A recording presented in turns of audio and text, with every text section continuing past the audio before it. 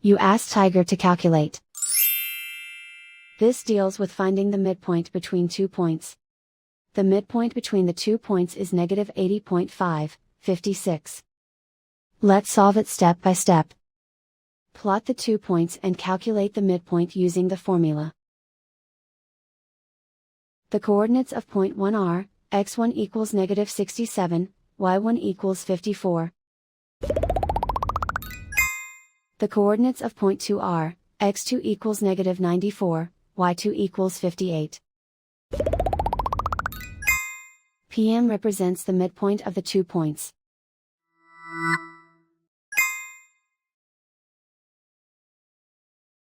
Use the x values in the midpoint formula to find the midpoints x. x1 equals negative 67. x2 equals negative 94. Simplify the arithmetic.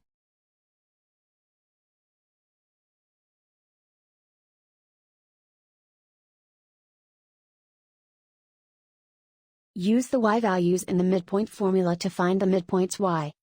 y1 equals 54. y2 equals 58. Simplify the arithmetic.